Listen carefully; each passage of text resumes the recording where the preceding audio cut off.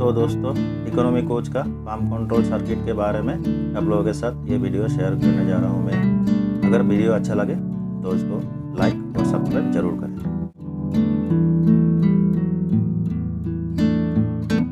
तो दोस्तों, हम लोगों का ये जो पाम जो ऑपरेट होता है ये F36 होता है, जिससे हम लोगों का पाम ऑन ऑफ होता है। 36 इससे आपका जो पाम कंट्रोलिंग वाला जो 110 वाला डीसी सप्लाई ये यहाँ से शुरू होता है, यहाँ से आउटपुट में जाता है, जाके पंप कंट्रोलर में पहुँचता है। तो ये आपको डिटेल्स दिखा रहा है। तो ये देखिए, ये 36 ऑन करने से ही यहाँ का सप्लाई हम लोग का कंट्रोलर में पहुँचता है। तो कैसे पहुँचता है ये देखिए। हम जब ये ऑन करते हैं 36, जब हम 36 ऑन करते हैं तो यहाँ से आउटपुट के थ्रू सीधा आके आपका पहुँच जाता है। देखिए नीचे 23 और 24 जो नंबर होता है, 23-24 नंबर वागों में यहाँ में पहुँच जाता है।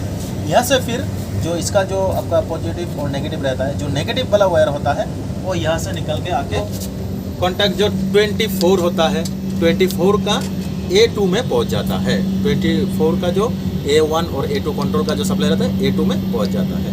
फिर 24 और 25 में A2 से कॉमन होके 24 और 25 का A2 से यहाँ से यह पहुँच जाता है।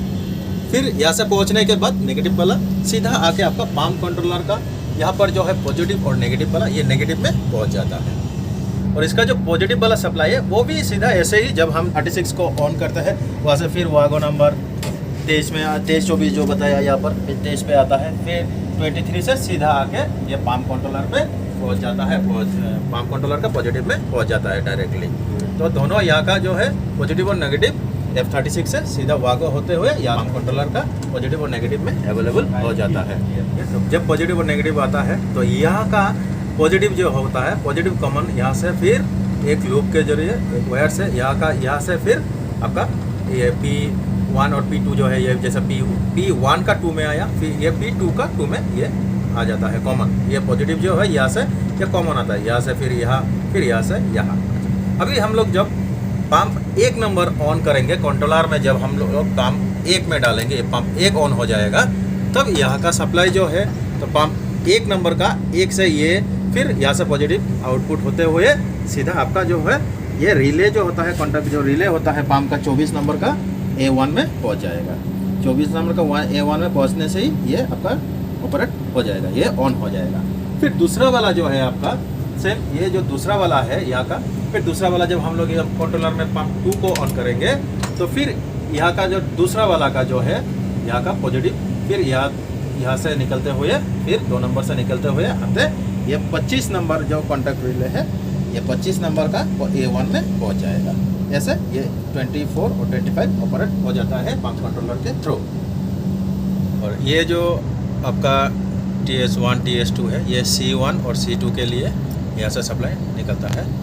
यहाँ से निकल के सीधा आपका ये आ जाता है, ये MPC पंप का जो MPCB 21 है, 21 का NC में पहुँच जाता है। फिर इसका NC होते हुए फिर वागो नंबर 34 का वागो में पहुँच जाता है। 34 से फिर नीचे चला जाता है पंप का C1 पे, 31 नंबर वागो से फिर पंप का C1 पे पहुँच जाता है नीचे। और दूसरा वाला जो है TS यहाँ का जो, और इसका जो है दूसरा वाला जो TS1 का जो है ये यहाँ से निकलते हुए सीधा वागो नंबर 35 पे पहुँच जाता है। 35 पे पहुँच जाता है वागो नंबर 35 से फिर सीधा नीचे पंप का C2 में पहुँच जाता है।